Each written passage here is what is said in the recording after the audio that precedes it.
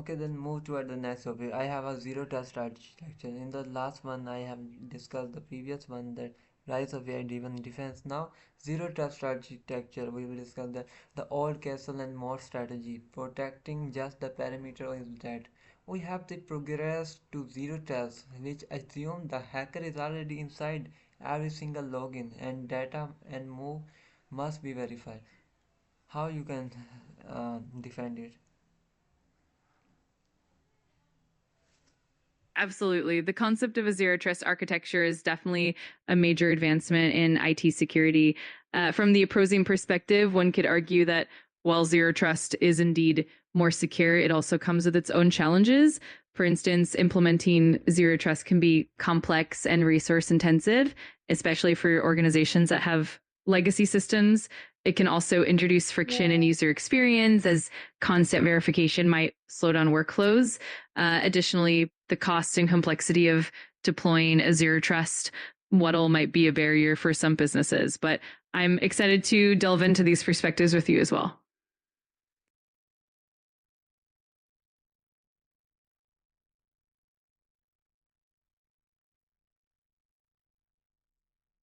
You are saying that it can introduce friction in user experience as constant verification might slow down. What is this? Additionally, the cost and complexity of deploying a zero trust model might be barrier for some business. How zero trust have moved from the buzzword to the global compliance mandate for government and major industry. At such a large scale, it is working. So, as such, there must be some management for it. So, how it will be barrier for some businesses? That's a valid point. And indeed, zero trust is increasingly becoming a standard due to regulatory requirements and industry best practices. From the opposing perspective, one could still highlight that for smaller businesses or those with limited resources, the initial investment in zero trust can be significant. It can involve reconfiguring legacy systems, retraining staff, and integrating new technologies, which might pose challenges. However, as you mentioned, with proper management and scaling, many of these barriers can be addressed over time. It's definitely a dynamic and evolving topic. Mean that if there is dynamic, it means that if there is proper management and scaling, then as small businesses it's not more easy than to manage this type of things. So why not?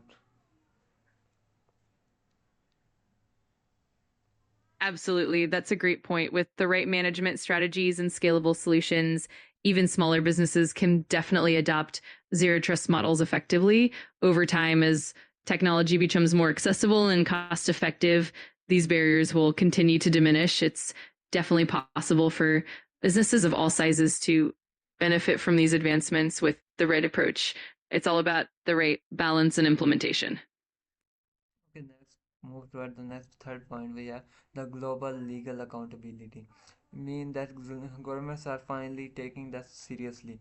Regulations like NIS2 in the EU and the stricter SEC disclosure rules in the US mean companies can no longer hide the breaches. This forced transparency has led to the massive increase in the security budgets.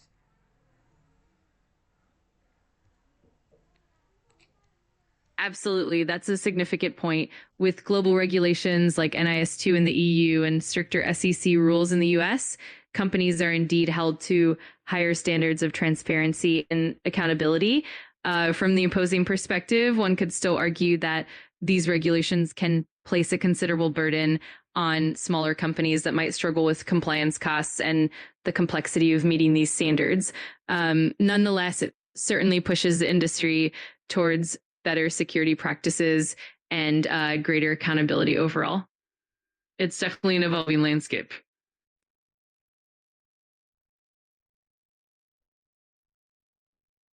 We are saying it's a burden on small companies, but the global security spending is projected to reach $377 billion by 2028, reflecting a massive shift in corporate priority.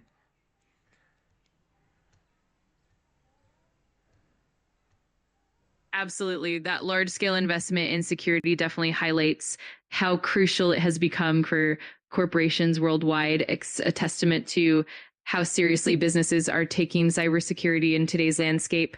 While the burden on smaller companies is a factor, it's also true that the overall shift in priorities is pushing the entire industry towards stronger defenses. It's a dynamic and evolving environment, and it's fascinating to see how all these pieces come together.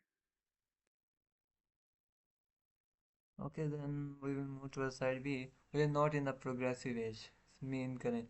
I am now on the age that progressive is the crisis stance. The regression stance, the threat are outstripping our ability to respond. You have to respond mean after that. Now the first one I will say the democratization of cybercrime. While we have AI for defense, hackers have generation AI for offense. They can now create perfect deepfake powered phishing attack or polymorphic malware code for that changes itself to avoid detection for a few dollars. What you say about it? What is your defense side?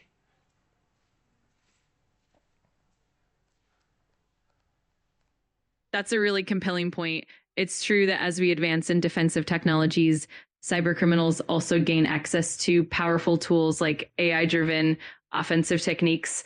This definitely adds complexity to the cybersecurity landscape. On the defense side, one could argue that the continuous evolution of security measures like adaptive AI and behavioral analytics can help stay one step ahead. Moreover, the focus on robust security awareness, multi-layered defenses, and proactive threat intelligence can help mitigate these risks. It's definitely a cat and mouse game, but it's also a testament to how resilient the cybersecurity community can be. It's definitely an ongoing challenge.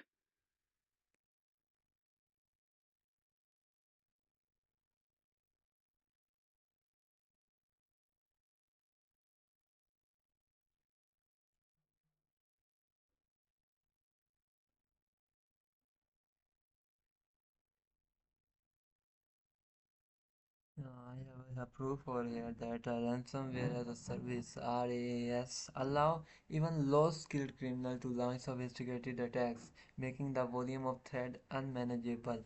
So here are so low-skilled criminals are doing such a kind of threat over here. So how what you say that a robust security awareness can care over that?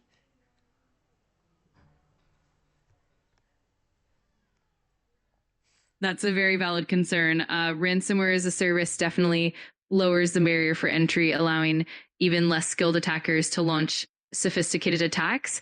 While robust security awareness is crucial, it alone might not be enough to combat the sheer volume and variety of threats. It's important to combine awareness with advanced technical defenses, continuous monitoring, and threat intelligence. The layered security approach helps ensure that even if one layer is bypassed, others can still protect the organization. It's definitely a multifaceted challenge. Okay, then secondly, if my point is the human element, the weakest link. Despite all our tech, 95% of our breaches are still caused by human error. People still click on links, reuse passwords, and get tricked by social engineering. Technology is progressing, but human psychology remains the same. In this, what is your defense?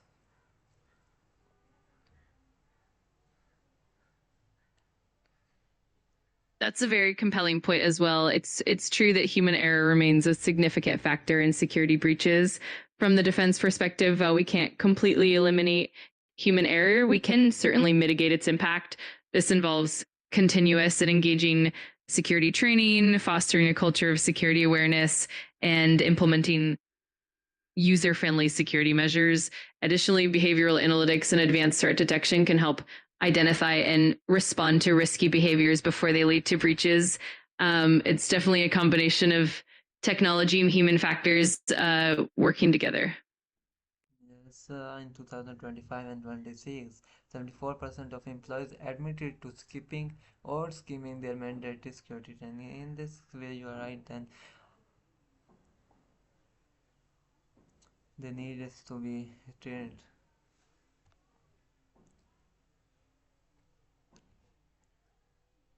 Absolutely. That statistic really underscores the importance of continuous and engaging training.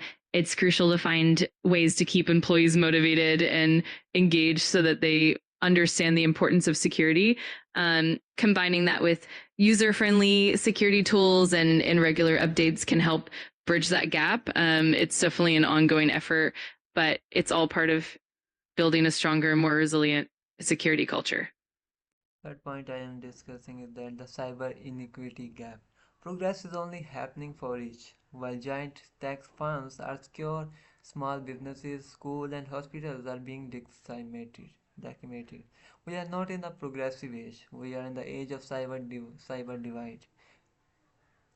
Here I have proofs to mention first. Small organizations are reporting a sevenfold increase in the insufficient cyber resilience compared to 2022.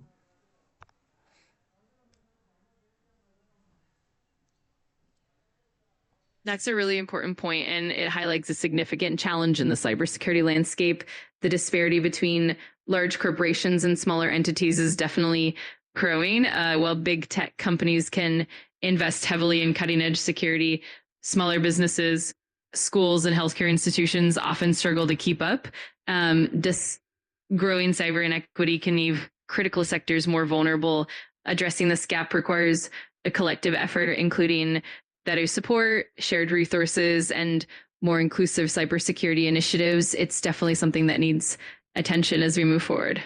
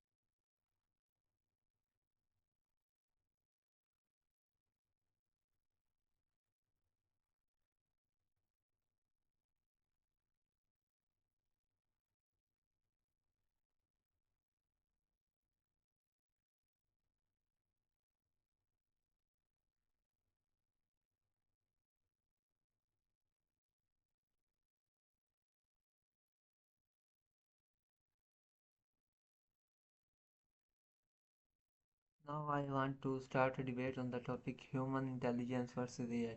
That I am saying that human intelligence is better than AI, and I am yes. And you have to debate on my opposite side is saying that human intelligence is not better than AI. You have to be inside of AI that AI is better than human intelligence. So start it.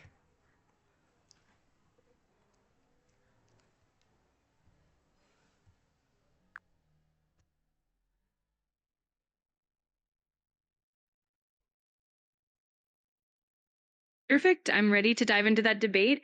To start off, one of the key points in favor of AI is its ability to process and analyze vast amounts of data at incredible No, speeds, far beyond. I will first start my debate with my point with my heavy point I'm talking to. The first one is the initiation and ethics argument. AI is a tool, human are strategist. Nuance and context. AI is a great at spotting pattern, but it is terrible at understanding why something is happening. A human can tell the difference between a high level executive working late on a secret merger, unusual but legitimate, and a hacker stealing data. AI just sees unusual and shut down the business.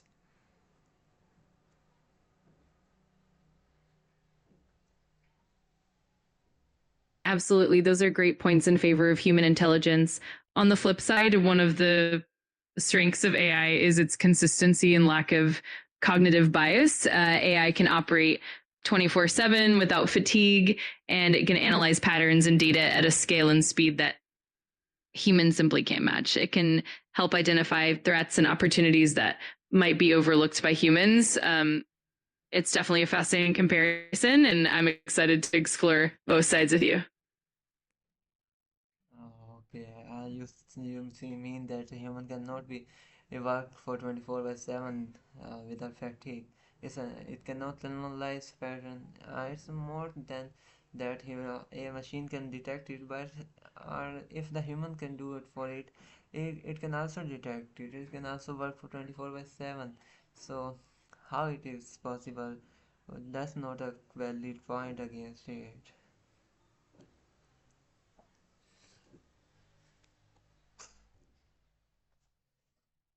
That's a fair point. And indeed, humans can certainly work long hours and leverage tools to enhance their productivity. However, one of the key distinctions is that AI can handle massive volumes of data simultaneously without any decline in performance, whereas humans can still face cognitive fatigue and bias over time. Um, that said, the best approach is often a combination of both human intelligence and AI, where each complements the other. It's definitely an interesting and nuanced comparison. Firstly, let me know what is fatigue. I'm not getting it. Cognitive fatigue.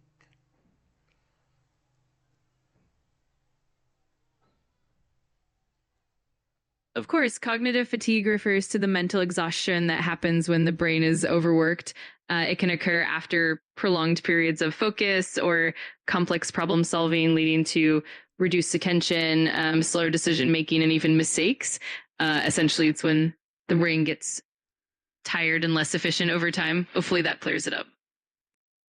Okay, then I move to the second point, that the zero-day creative gap.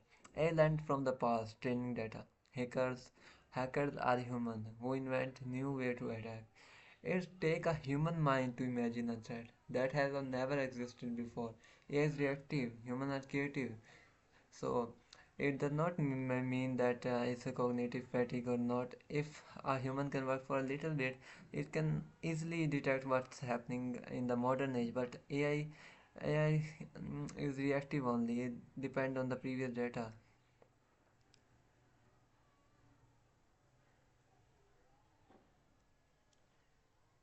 Absolutely. That's a great point. Human creativity and intuition definitely play a crucial role in identifying and inventing entirely new attack methods.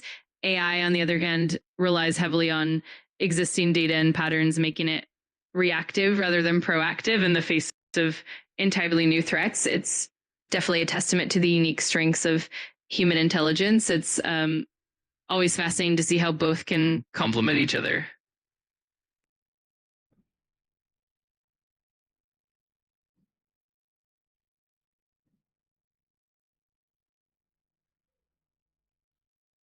I mean, you claim that you are accepting your defeat in this point.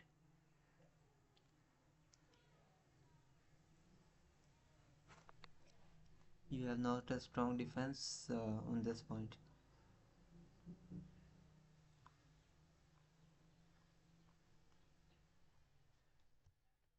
I appreciate the spirited debate. It's definitely true that human creativity and the ability to innovate in unprecedented ways are huge strengths. While AI certainly has its advantages, it's always a balance, and both Oh have their no, own unique. I'm not ending it. I just want to let you know. Now I move to the third point, is moral and ethical responsibility.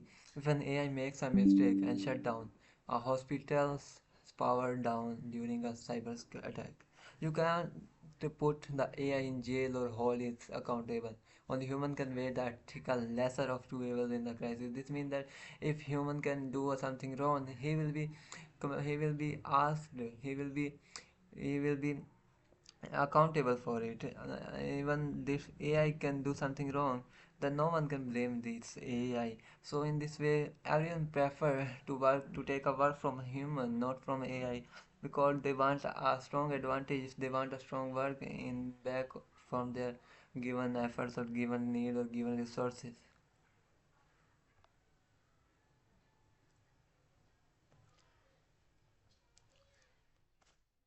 That's a very thoughtful perspective, and it definitely highlights the importance of human accountability and ethical responsibility. While AI can be a powerful tool, the human element brings that moral and ethical dimension that's essential in complex situations. It's definitely a crucial factor when it comes to trust and responsibility in technology. It's a really interesting angle to consider. No, you have to give a defense on it. You have moved towards something else. I need a defense in again that things. We are working on a defensive. I am saying yes and you are saying no. So you have to give a no side defense.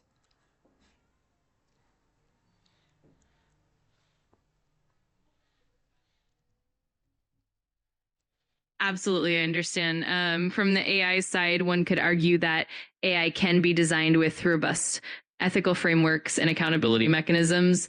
For instance, AI systems can be audited, monitored, and updated continuously to ensure they adhere to ethical standards. Um, Additionally, AI can support human decision making by providing data driven insights, which can help humans make more informed and ethical choices. Um, Moreover, AI can be programmed to minimize risks and errors through rigorous testing and validation. It's definitely a complex balance, but AI can still incorporate ethical considerations and accountability in meaningful ways. Okay. I mean that AI can be trained by human, and so AI need a human to be trained. That's the way that I not want to talk on it. That's the very basic way. I want to talk on the fourth one. That is social engineering. Most hack today are people hacking, phishing, deepfake, and AI might catch a suspicious link, but only a human can sense the psychological wrongness of conversation or a high pressure request from a boss. That's such a low things that I'm getting from AI. Just give answer, okay?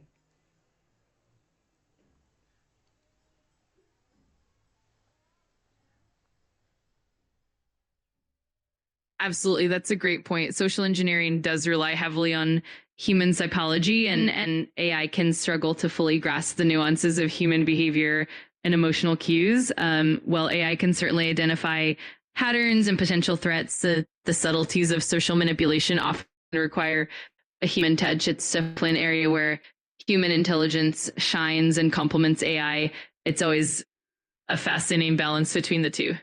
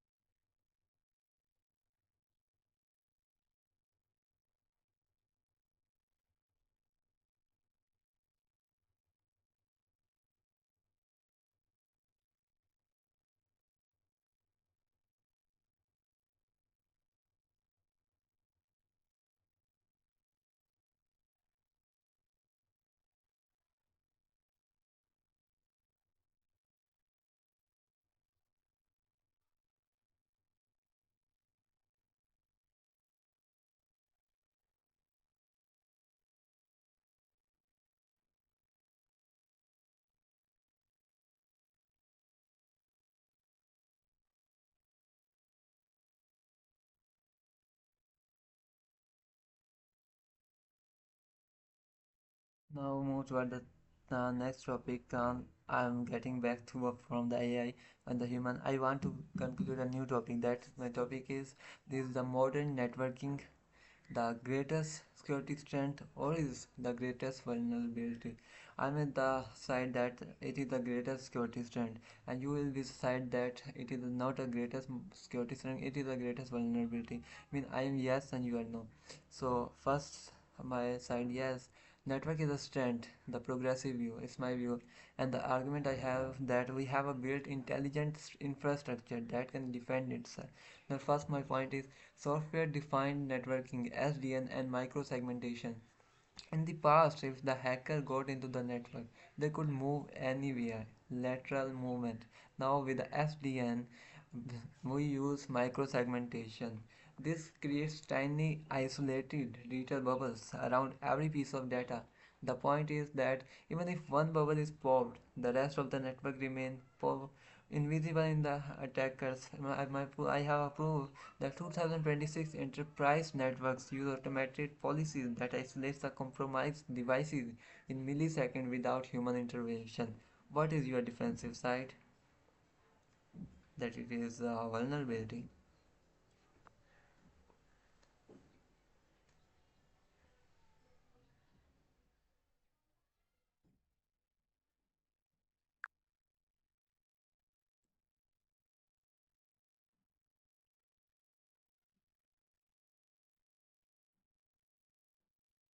Got it. From the vulnerability perspective, one could argue that the increased complexity of modern networking, including SDN and microsegmentation, can introduce new attack surfaces.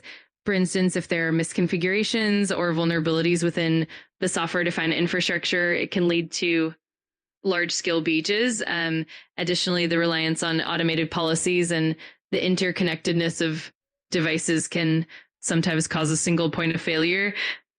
If attackers exploit one weak link, it could potentially compromise the entire network. It's definitely a nuanced discussion, and it's fascinating to explore both sides.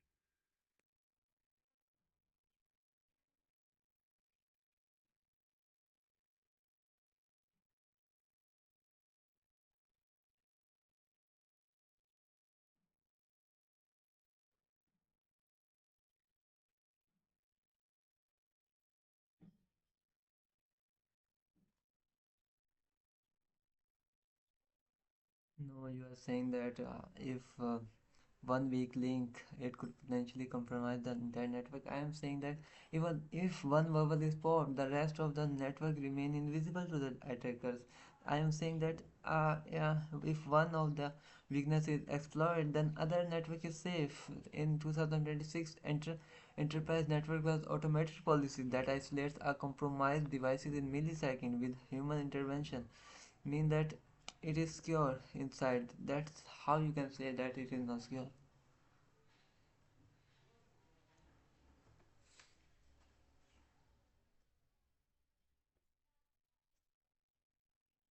That's a great point. And indeed, the advancements in automated policy and macro segmentation do offer robust protection. From the vulnerability perspective, one could still consider that the complexity of such systems can lead to potential misconfigurations or gaps in the policy that might not be immediately apparent. Additionally, the rapid pace of technological change means that new vulnerabilities can emerge as the infrastructure evolves. It's definitely a dynamic balance, and it's always interesting to weigh both the strengths and the potential risks. Okay. It's all about continuous Now move improvement and towards the vigilance. second point, that is encrypted traffic analytics (ETA). We used to have unzip or decrypt data to see it. It was if it was a danger, which slowed things down. Now we use ETA, encrypted traffic analytics, to identify malware inside encrypted traffic without ever seeing the private data. We have achieved the holy grail, privacy and security at the same time. AI models can now identify 99% of malicious patterns in encrypted stream by analyzing the shape of the data packets.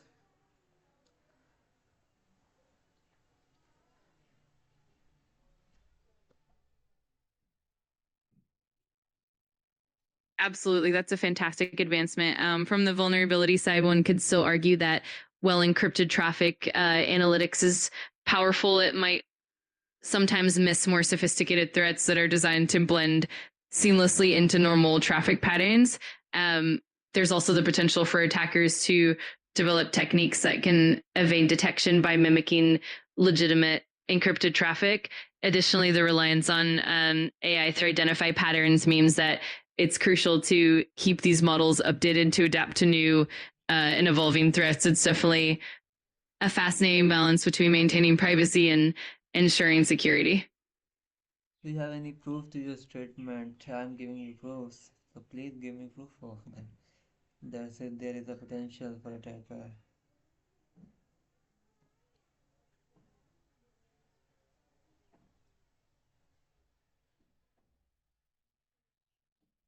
Absolutely. One way to look at it is that while encrypted traffic analytics is powerful, there have been instances where sophisticated malware has been crafted to look like normal encrypted traffic, making it harder to detect. For example, certain advanced persistent threats, APTs, are designed to bypass traditional detection methods. Additionally, there are studies and reports that show how threat actors continuously evolve their techniques to avoid detection. It's definitely an ongoing battle between evolving security measures and sophisticated threats. Okay. Now we will move toward the SASC Secure Access Secure Edge. We have moved security from a box in the box office to the cloud. SASE combines networking and security into a global service. The point it does not matter if you are in a coffee shop or a headquarters. The network follows you with a protected shield.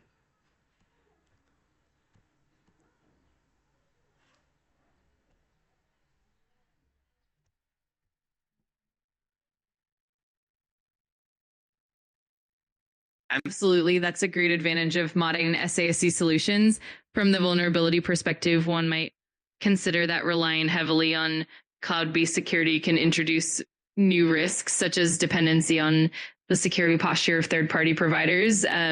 There's also the consideration of potential latency or connectivity issues that could arise if the cloud provider experiences downtime. It's definitely a balance of leveraging the flexibility and scalability of the cloud while ensuring robust security measures are in place. It's definitely an interesting topic.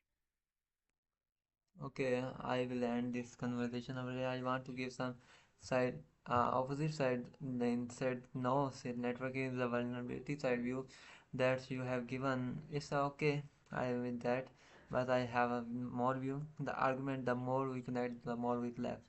The complexity trap. Modern networks are too complex for any human to fully understand. We have 5G, IoT, cloud, and on-premise systems are talking to each other. The point is complexity, the enemy of security. A single, sorry for that, I'll not give it now. So end it. Thanks for your conversation, ChatGPT. Goodbye in Urdu or in Pashto in English, like in which you want to conclude.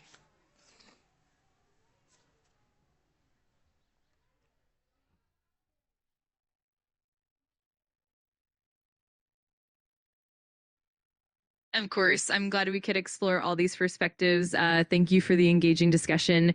If you ever want to chat again or dive into more topics, just let me know. Take care and goodbye.